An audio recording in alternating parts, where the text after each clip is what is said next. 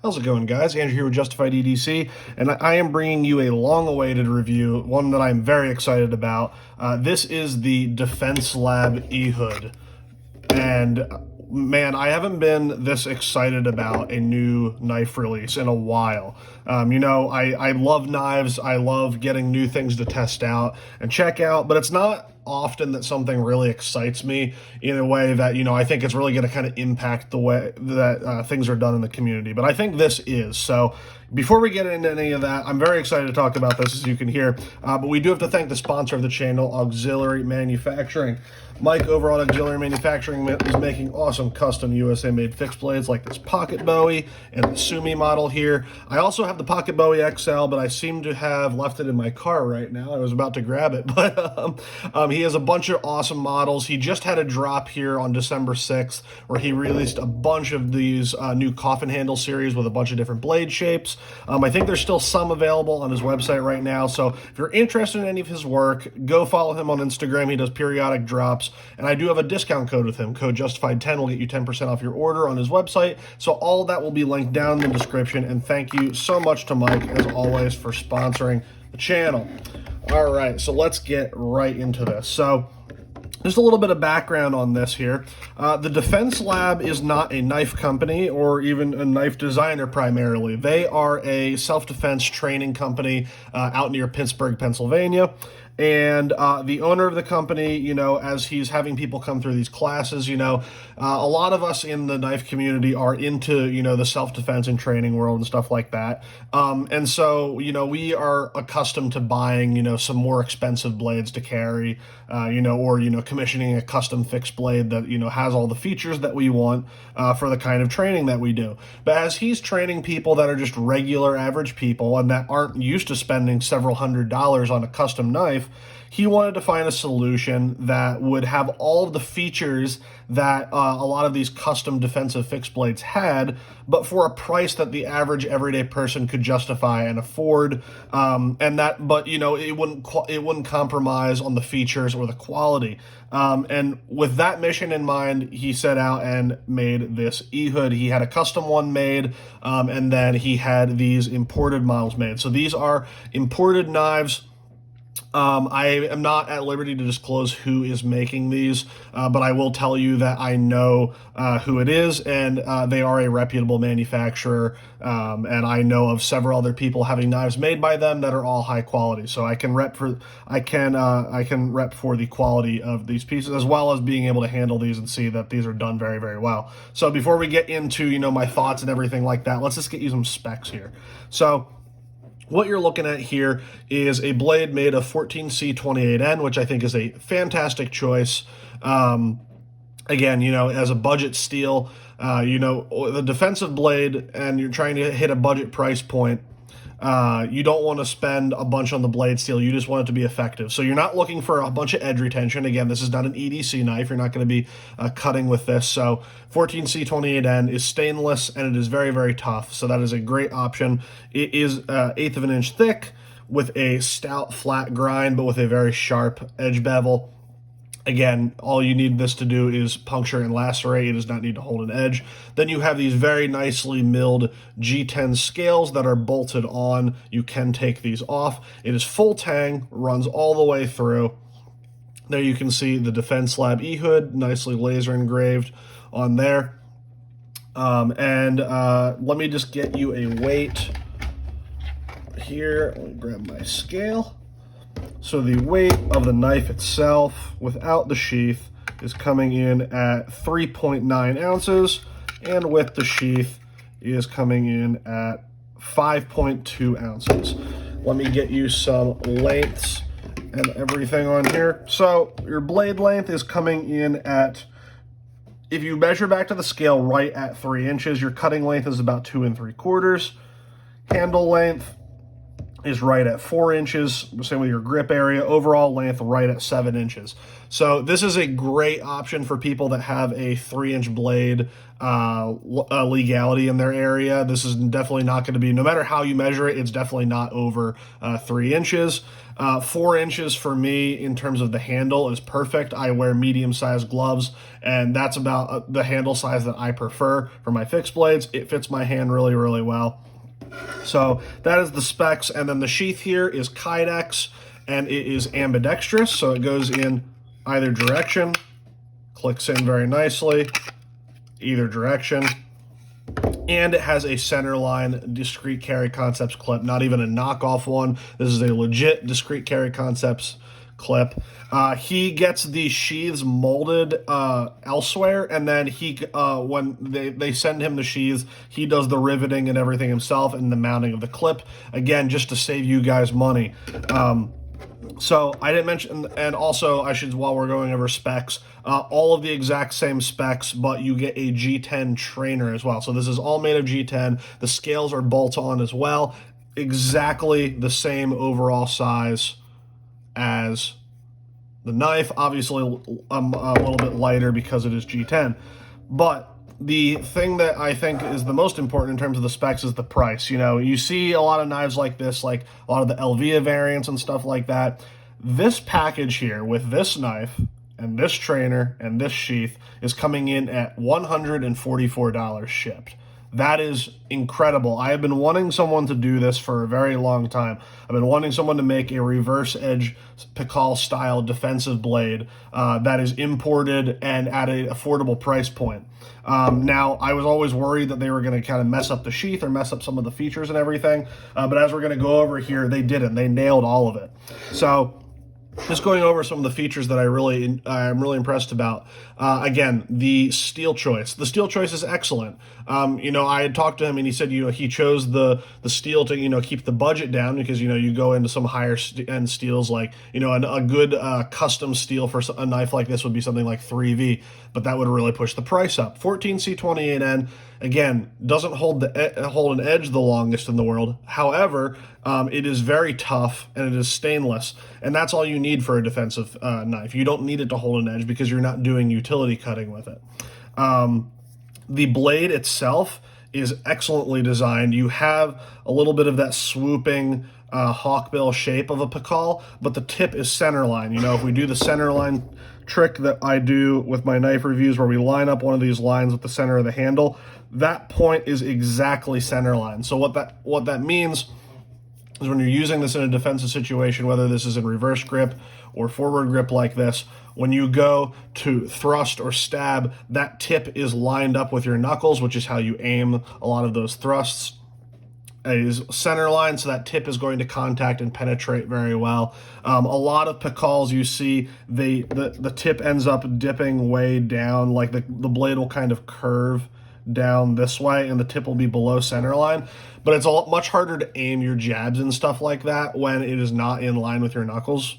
One, it creates the potential to kind of tilt the knife in and to not penetrate as well, but also it's just much harder to aim those jabs. So center line tip, perfectly done.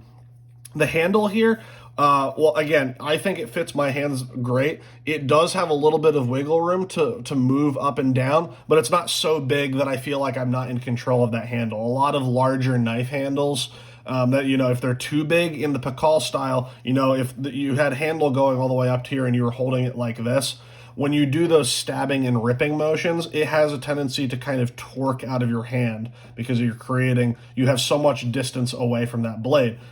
However, here you have space to move your hand up and down. So if you have larger hands or you're wearing gloves, you have a little bit more room on that handle, but you're still nice and close to that blade so that when you do those kinds of styles where you're stabbing and ripping backwards, it's not going to you're not in fear of ripping that out of your hand by any means. Also, a lot of knives, he really could have skipped on the texture. He could have just put flat G10 scales on here, but this diamond texture is very aggressive. It reminds me of some of the diamond texture that Turner CNC does on their scales, which is some of my favorite texture, so I really, really appreciate that. Milled down into here is the retention point for the sheath. So not only is the sheath ambidextrous and have a centerline clip, which is exactly what you want, but it clicks into place.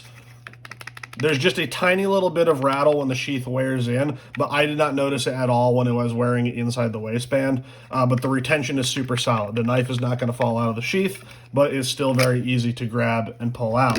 Again, the pronounced punyo on here is awesome. One, for drawing the knife, you can kind of get your finger in there and use that as a point to pull off. Also, when you're using it in reverse grip, it gives you a great flat surface to thumb cap so that you're not worried about sliding down onto that blade. You have a lot of texture, you have a good grip, but if you're even more worried about that, you can thumb cap on top of that blade, so when you stab into something, you have no worries of sliding down onto that blade. So let me just get you some size comparisons to some other knives that I think might be familiar to you guys. Here, since we just mentioned Turner CNC, here is the Jackalope XL. Let's see, here is the Knives by Nuge Wicket XL. Here is the BW Knives. I always say Tepes, but it's Tepesh. I always say it wrong, but this from BW Knives. Here is an Offensive Industries 2.5-inch Varger. Very similar overall. So you're kind of seeing it falls in line with a lot of these like custom fixed blades in terms of the size that people enjoy. Let's do one more. Oh, here is the Armis Knife and Tool. Oh man, I'm forgetting the model name right now. But overall, very similar. These two knives actually are a very good example of, a custom version and a production version. While this is edge out and this is edge in, these are very similar in concept overall, but this one is going to cost you much more than this will. This is a great knife, don't get me wrong. And if you're a knife guy looking for a custom knife, this is an awesome knife. But you can see here a lot of the design elements of some custom fixed blades that we know and love are built into this knife, but at a much lower price point. So let me just go ahead and put some of these away, and then we'll kind of wrap up here with some of my thoughts. I don't want this to be a long review because I don't want people to get bored. I really want people to be able to look at this and say, yeah, this is something that I could use, that I could carry, that will work for me. Because I truly do believe that this is one of the, if not the best budget fixed blade out there. For defensive use. Now, normally I only use the word budget when I'm talking about things under $100, but when you're putting in perspective, knives that are actual customs and you're spending several $100s, $144 price point for not only an excellent fixed blade, but an excellent sheath. You don't have to go and get a custom sheath made for this. This sheath is going to work just fine for you. And you get a trainer, which often you'll have to pay extra for. So for an excellently designed knife with good quality and good features, a trainer to match, and a sheath that, by the way, fits both the trainer and the live blade, man, $144 is insane. He's really doing the best he can here to keep this price down for the sake of his customers. And I really respect that, and that's a mission that I can get behind. So I really want to push this knife in a way that's going to help him out. One other thing I wanted to talk about here, where did it go? Just some nitpicks from me. Really, I wouldn't say any of the things that I noticed with this are issues per se, just slight nitpicks. Number one, the screws on here, they're not like a DLC coated or anything. They're just like a black painted screw. These are actually the second set I've had. The first set, the paint completely wore off. It really didn't bother me, but he wanted to send me a new set to see if they would wear any better. And so far, these are not, like, the paint's not peeling off of these. Similar to the blade coating, it's not a DLC. It's more of just like a faux Cerakote. It's more of a painted blade, so it's going to wear over time. Again, really not the biggest deal in the world, especially since this 14C28N is a stainless steel. The black coating on here is great to match the theme, but it's not necessary to prevent corrosion resistance. So those are two nitpicks. The only other nitpick I had was the weight. It's a little bit heavy for the size, and the reason for that is if I took the scales off of here, there's no skeletonization underneath these handles. It's just a full tang knife, which for strength and everything is awesome. But I think if he were to have some milled pockets underneath here to just drop that weight down a little bit, it would be a little bit easier to carry for, especially, you know, if you're trying to market this towards people who aren't knife people, who aren't used to carrying knives, they're trying to get into this. The easier you can make something for them to carry, the more likely they're going to carry it. Which brings me to my last nitpick, and this is really just a personal thing. I like the option to carry my fixed blades in the pocket, and I think that would also market it towards some more people who don't necessarily want to have something inside the waistband, but are comfortable slipping something into their pocket. So what I did is I took another Offensive Industries sheath I had, and I kind of remolded it to fit this. So half the time I carried inside the waistband in this sheath, which was great. It worked fantastic. And then I carried a little bit in the pocket. And him and I have talked about this. I think there might be some plans down the road to try to make some pocket sheaths that you can buy separately if that's something you want, but he really wants to keep the cost down as much, and including a second sheath would only make that price go up. So I think in the future it may be an option that you can buy separately if that's something you want. But man, I'm so excited about this thing, and I apologize to the Defense Lab. I lost the first trainer he sent me, and I was waiting for him to send me a second one so I could do this review.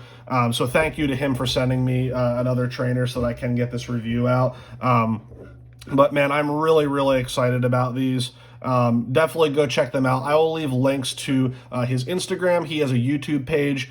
He has a video kind of explaining his whole concept around this knife, how to set it up, how to use it, all that kind of stuff. If you're new to this and you're kind of just looking at a review for another perspective, definitely go check out his explanation. And I will link to his website where you can purchase this as well. There is going to be future iterations of this knife, but I wouldn't even bother waiting for those. I would just say if you really like it, get the second iteration when it comes out, but this is good to go as is. This is one of my favorite knives to carry as a defensive fixed blade, and I own a lot of fixed blades, and a lot of them are much more expensive than this, and yet this still finds its way into my pocket several days a week since I got it. So thank you to the Defense Lab for sending this over. I really appreciate you doing that. I really hope everything works out for you. Guys, go support him. Go check him out. If you're out in the Pittsburgh area, go check out his classes. He's a nice guy, and he's putting out some really good information. So go check him out. If you have any questions, comments, concerns about anything we talked about, go ahead and leave them down in the comment section. And as always, I will see you guys in the next video.